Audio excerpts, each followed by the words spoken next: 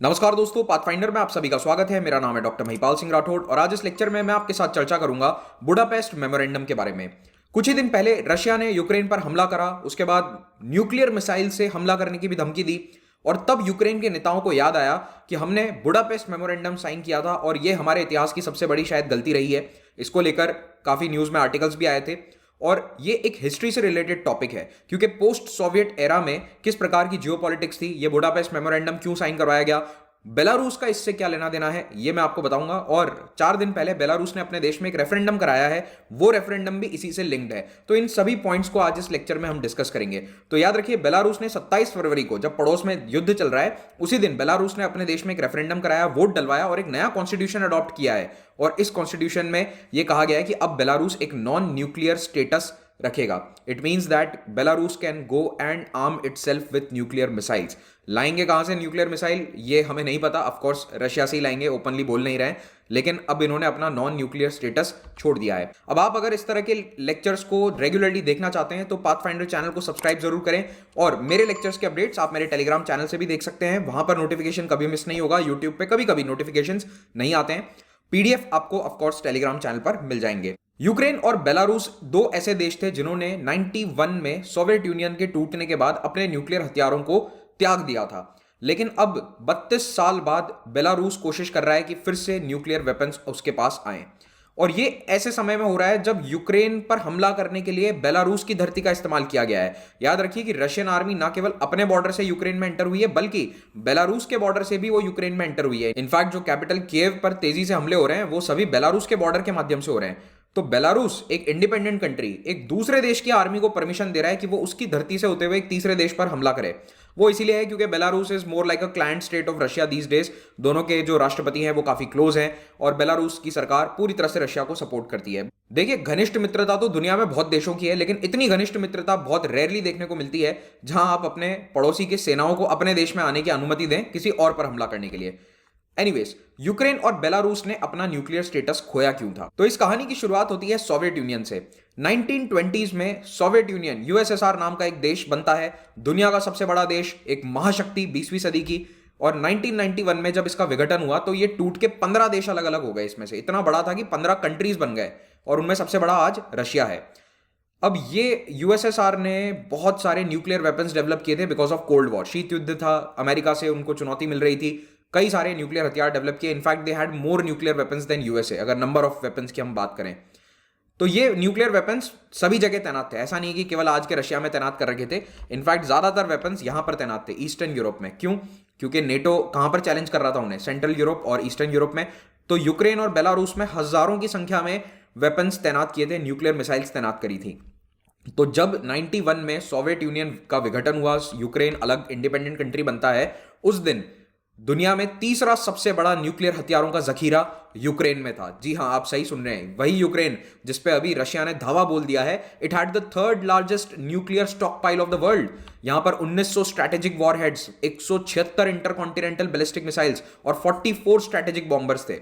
एक अंदाजा देने के लिए आपको मैं बता देता हूं कि आज भारत के पास अनुमानित 100 से 150 न्यूक्लियर वॉरहेड्स हैं और पाकिस्तान के पास भी लगभग इतने ही है। और उसको कंपेयर करो आप, यहां पर 2200 प्लस न्यूक्लियर वॉरहेड्स थे इनके पास। So it was a big number. Ukraine एक बहुत ही शक्तिशाली देश होता अगर उसके पास ये न्यूक्लियर वेपन्स रहते। लेकिन उस समय की महाशक्ति अमेरिका को ये कतई मंजूर नहीं था कि सोवियत यूनियन से टूटकर बने ये छोटे मोटे देश अपने पास न्यूक्लियर हथियार रखें। इन न्यूक्लियर हथियारों का कहीं पर भी इस्तेमाल हो सकता था, आतंकवादियों के हाथ में भी जा सकते थे, या ये छोटा सा देश न्यूक्लियर मिसाइल की धमकी देकर किसी से कुछ भी संधि साइन करवा सकता था। इसीलिए यूएसए ने उसी समय सोवियत यूनियन को प्रेशराइज किया कि आप हमारे साथ एक संधि साइन करो, स्ट्रैटेजिक आर्म्स रिडक्शन ट्रीटी, इसको स्टार्ट ट्रीटी भी कहा जाता है कई बार, START। तो 91 में जब सोवियत यूनियन का विघटन होने ही वाला था, उससे बस कुछ ही महीने पहले ये समझौता होता है। It was a bilateral treaty. ध्यान देना, सोवियत यूनियन और अमेरिका के बीच में हुई थी, यूक्रेन इसमें शामिल नहीं था। तो तत्कालीन US president George H.W. Bush और सोवियत प्रेसिडेंट मिखाइल गोर्बाचेव ने यह ट्रीटी साइन करी थी और इसमें इन्होंने ये तय किया कि इंटरकॉन्टिनेंटल बैलिस्टिक मिसाइल्स की संख्या लिमिट होगी। ना तो अमेरिका उस लिमिट को क्रॉस करेगा और ना ही सोवियत यूनियन उसे क्रॉस करेगा। अब ये संधि जब साइन होती है, उस समय यूक्रेन सोवियत यूनियन का हिस्सा था, लेकिन उसके चंद हफ्ते बाद ही वो अलग हो जाता है। तो जैसे ही वो अलग होता है तो अब अमेरिका को वापस प्रॉब्लम हो जाती है, टेंशन हो जाती है कि ये जो यूक्रेन बेलारूस नए कंट्रीज बने हैं, इनके न्यूक्लियर वॉरहेड्स को हम कैसे कंट्रोल करें। तो इन्होंने फिर से रशिया पर दबाव बनाना शुरू किया। यूएसए ने रशिया और इन देशों पर दबाव बनाकर इनसे एक और संधि साइन करवाई जिसे कहा जाता है लिस्बन प्रोटोकॉल।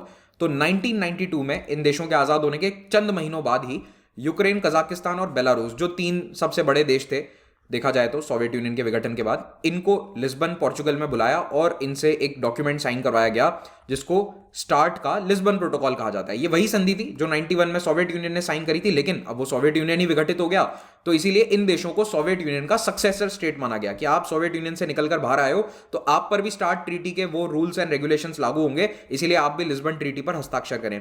इसी ट्रीटी के तहत, इस संधि के तहत इन देशों को यह भी विवश किया गया कि आप एनपीटी को ज्वाइन करें। एनपीटी क्या है? Non proliferation treaty.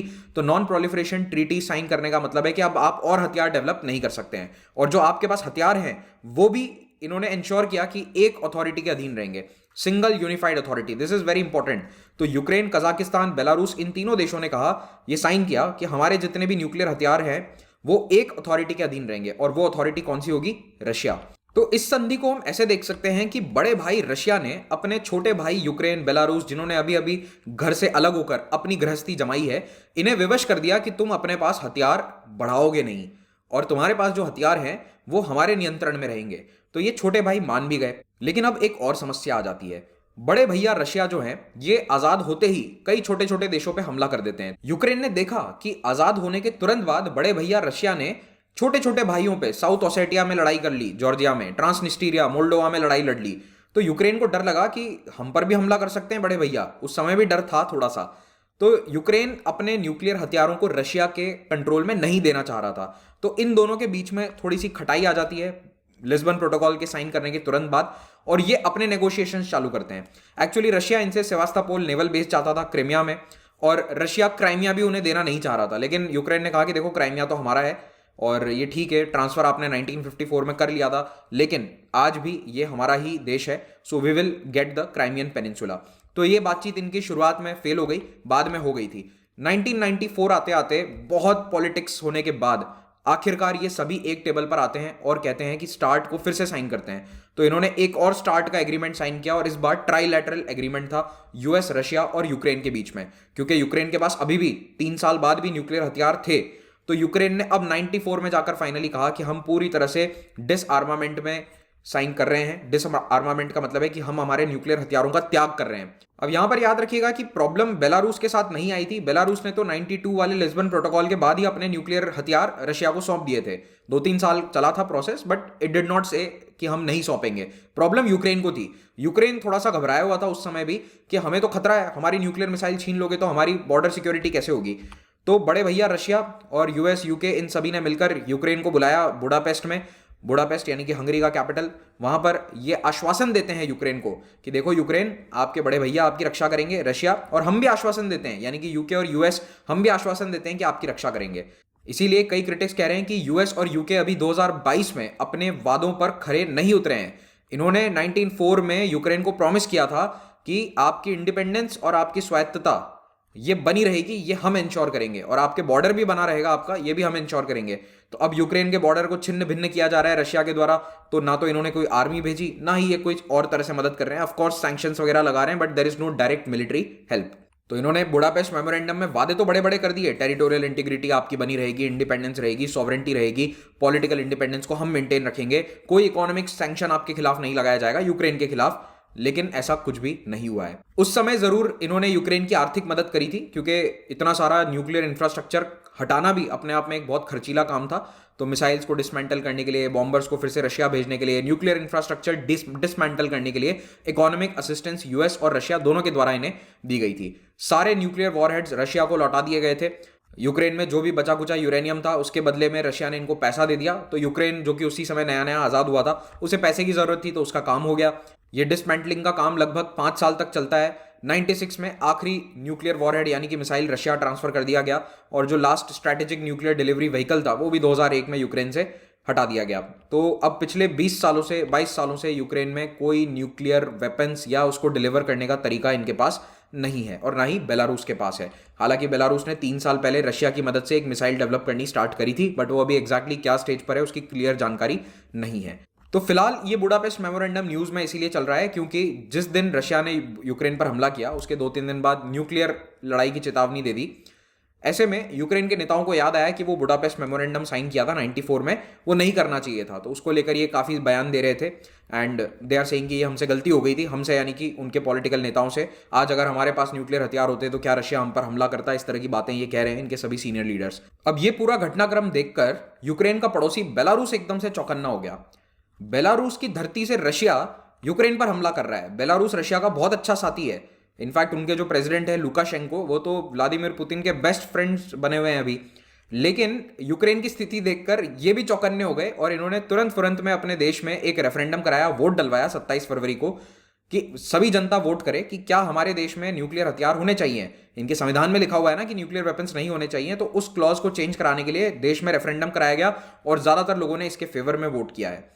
तो कह ये रहे हैं कि नेटो के मिलिट्री एक्शन से बचाने के लिए, क्योंकि इनको डर है कि अब नेटो हम पर कहीं न्यूक्लियर हमला ना कर दे, तो इस रेफरेंडम में 65% लोगों ने ये कहा कि हमें न्यूक्लियर वेपन्स अपनी धरती पर रखने चाहिए। अब लेकिन ये देश जो है इसमें प्रेसिडेंट है अलेक्जेंडर लुकाशेंको, इनके खुद के चुनाव में बहुत धांधली होती है, तो ये वोट कितना सही था, कितना निष्पक्ष था, इसको लेकर अभी बहुत सारे सवाल उठ रहे हैं। कुल मिलाकर इस वक्त बेलारूस ने अपनी धरती पर जब न्यूक्लियर हथियारों को रखने के लिए सहमति दे दी है, तो ये पॉसिबिलिटी है कि रशिया अगले कुछ हफ्तों में बेलारूस में अपनी न्यूक्लियर मिसाइल्स को तैनात कर सकता है और दुनिया फिर से क्यूबन मिसाइल क्राइसिस जैसी कोई स्थिति को देख सकती है। 1962 में Cuban missile crisis was the closest that the world ever came to a nuclear war.